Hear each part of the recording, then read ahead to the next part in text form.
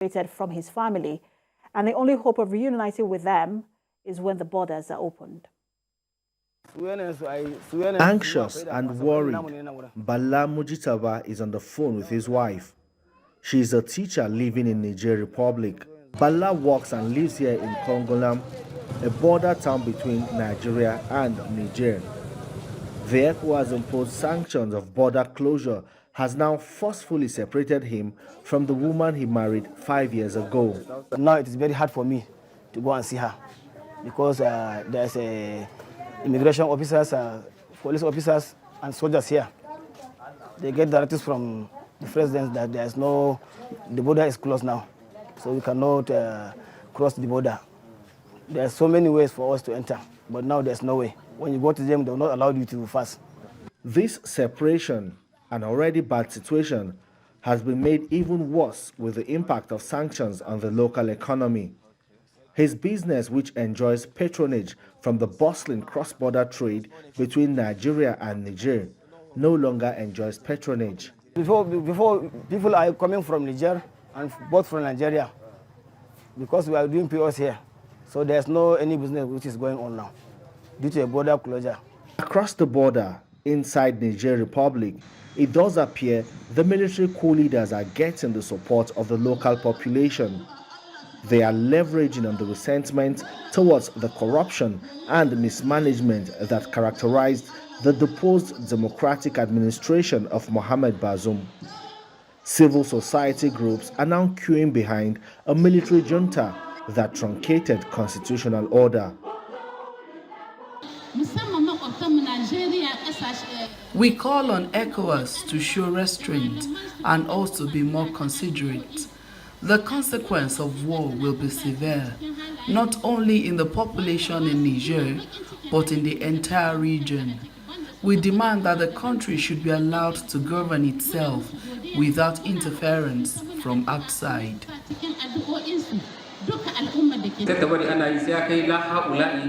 We call on people in the country to be calm.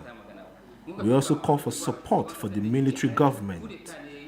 We are confident that it will be in the interest of the country. We demand ECOWAS and the international community to allow the military leaders govern in the interest of the citizens. This is the time of rebirth in our country. In the latest World Bank data on global poverty, Niger Republic ranks 7th in the top 10 poorest countries in the world, with 80% of its landlocked territory covered by the Sahara and a rapidly growing population dependent upon small-scale agriculture.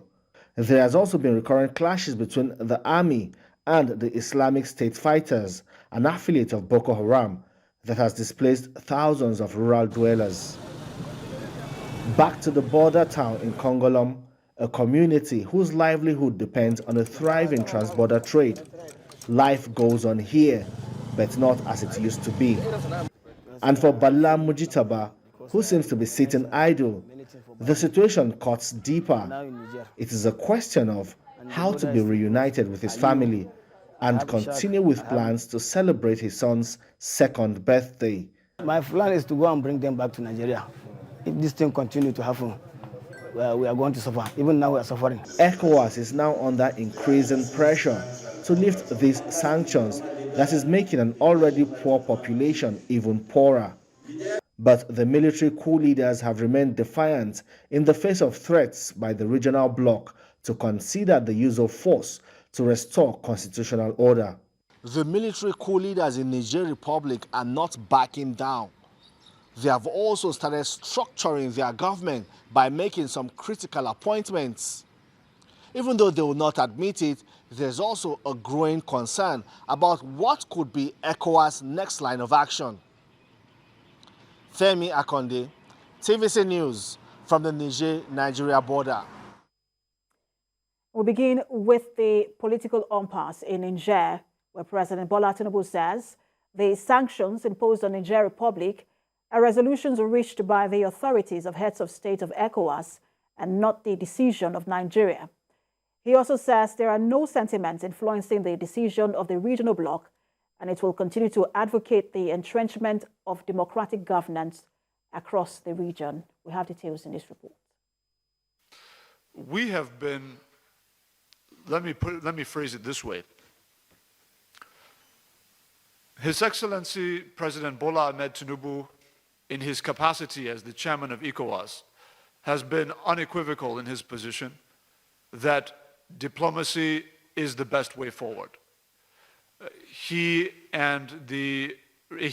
representing the consensus position of the ECOWAS heads of state, he has communicated clearly that he, along with his colleagues in the bloc, would prefer a resolution that was obtained through diplomatic means, through peaceful means, rather than any other. And that will be a position that is maintained going forward, pending any other resolution that may or may not result from the ECOWAS Extraordinary Summit holding on Thursday.